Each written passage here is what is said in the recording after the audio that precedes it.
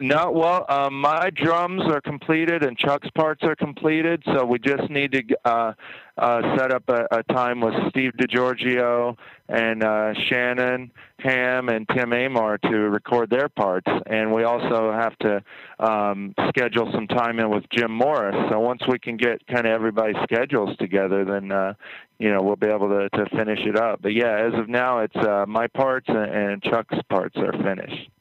Now, does Shannon do does he just record rhythms, or does he just do solos and maybe like harmonies? I was never there when they used to record the guitars in the studio. I would always record the drums and then come back for the mix. So I'm not sure how that was done, but I that's something you'd probably have to ask Shannon. I know that Chuck recorded all the rhythms already, so I'm not sure. That's something that maybe Christopher would even know a little bit more about that. Yeah, I wasn't closely enough involved. I was even at that late time. I was pretty young and in school, so I wasn't really. I never went to Tampa to see the recording process, so I wouldn't even know that either.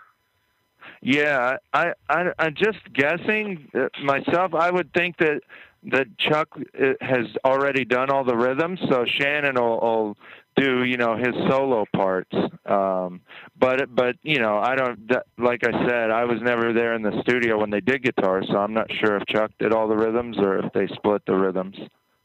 Yeah, because as far as like when I record, the guy says it's better for like the same guitarist to record both sides of the rhythm, like the left speaker. Yeah, I know most bands do that. They just have the same person recorded just because it's tighter and things like that. So just my guess would be that the rhythms are probably ready to go and finished.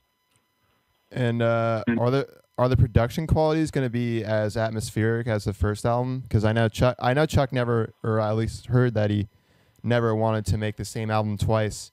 But part of the magic of like the first Control Denied record was all the atmospheric qualities created by reverb effects and such. Is there going to be like similar aspects on the second album, or are you guys going to wait until mixing to decide? Well, I mean, Chuck worked really closely with Jim, and I know Jim knows exactly what sound Chuck really liked, and Chuck, the rhythms and Chuck's parts are already recorded, Chuck's rhythms and leads. So I think he's pretty much got a guitar sound pretty close to what will be on the finished product, and I think any extra and during the mix, Jim will know exactly kind of what Chuck was looking for, because they did the guitars in Morris sound. So it's great that we're working with Jim Morris, because I know Chuck trusted him very much, and Jim will know exactly what sound Chuck was looking for. Is Morris sound still in the same place? Yep. Oh, really? Yep. They still are there. They're all constantly improving, and they have, it's a lot has changed in the past 10 years since we recorded the original tracks there. But it's it's an amazing studio, and even better than it was back then. So I'm psyched to go back there. I haven't recorded in Morris sound in many years. So yeah, somebody told me that like Justin Timberlake recorded there. So they must be. Yeah, They've had a lot of big artists record there. I remember when we did. I think it was maybe even while we were working on when Machine and Man Collide. John Travolta was there doing like a movie soundtrack and singing. I don't think the movie ever got made, but he was like singing some jazz songs or something. And I remember they even borrowed my snare drum for the drummer, and I remember me and Chuck and Shannon were there freaking out, and just that John Travolta was hanging around. So it was that was pretty cool. Yeah, because I didn't think disco was still popular, but then you said jazz songs, so I was like, oh, never mind. What's that? Yeah, does everyone still remember all their parts for When Machine and Man Collide? Yeah, well, and we have copies of the demos too. So, Shannon and Steve and Tim have been working on that, and yeah, I mean, luckily the drums are already finished, because it's some pretty crazy stuff, and I probably would have had a hard time going back and relearning that. But luckily, it's finished, and the drums are good to go, and we just got to go back and do bass, Shannon's leads, and vocals. Cool. How did you get into comedy and into the Howard Stern show? I was always just a big fan. I remember even taking tapes of me calling into Howard and songs that I did on Howard. I would play them for Chuck at rehearsal, and I would listen while we were on tour. I'd bring a Walkman with me and listen to the show whenever we were in a city that had Howard. And I've just always been a big fan of comedy. Always been into making low budget comedy movies, and just ever since I first heard like Steve Martin back when I was 4 years old, I heard his comedy album and just always been a big fan of it. So, comedy and metal are two of my passions, that's for sure. How did you guys plan the infamous makeout scene during the CNN broadcast of the Lehman bankruptcy? That was just something that happened on the spur of the moment. We were just thinking, well, what can we do that's crazy that won't get us arrested? And luckily, I don't think there's a law against two guys making out. So, all they had to tell us to do was leave. We didn't get arrested. So we just wanted to do something silly that we wouldn't get thrown in jail for. Do you have any stand-up specials? And if not, any chance of a stand-up special on Comedy Central, or do you have any stand-up CDs? No, we've been taking a little break from stand-up because I did the Charred Walls of the Damned album, and we did a little tour in July. So I've kind of taken a little bit of a break, but Sal and I have been talking, and we might start it up again in January. And so we'll see how it goes. It's as far as making a DVD or CD, it's hard because once you put your material out on CD or DVD, you got to come up with a whole new act because then people already know it. So, I got to build up quite a bit more material before we decide to do a CD or a stand-up CD or a DVD or anything like that. But you never know. Maybe eventually we'll do something like that. And do you guys play for 21-plus crowds only? Because I know a couple of years ago you guys were on tour, and I tried to see you guys, but it was either 18-plus or 21-plus. So I don't remember. Yeah, I think it's 21, just because a lot of the bars, I think, make their money off of alcohol.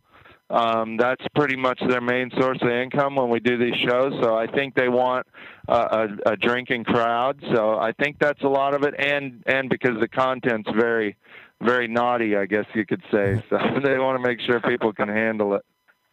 Yeah. Are you going to be in the third Harold and Kumar movie?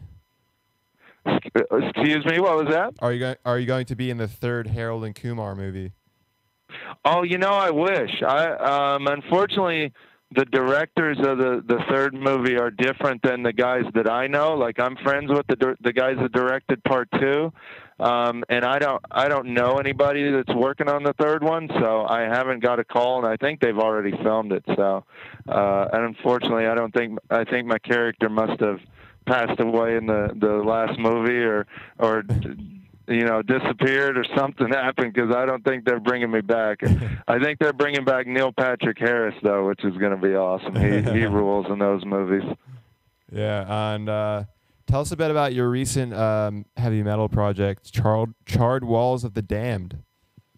Well, I'm really proud of the album. It turned out killer. I got to work with Jason Sukoff, who's a really good friend of mine in Florida, who I've known for about 11 or 12 years now, and got to work with Steve DiGiorgio again, which was awesome. He's like my favorite bass player, and I got to work with Tim Ripper Owens, who's pretty much my favorite singer and a really cool guy who I worked with in Iced Earth. And I'm really proud of it. And we did a tour in July that went really, really well. And it's good to get back into it. It's been a while since I've had the chance to do metal, and now that I have a day job that keeps me really, really busy, I haven't really had a chance to go out on tour or anything. So even just to do those few shows was a lot of fun. And I already have the next Charred Walls album written, and we're gonna record the drums in late December. So really, really psyched about it. Hopefully we'll have another album out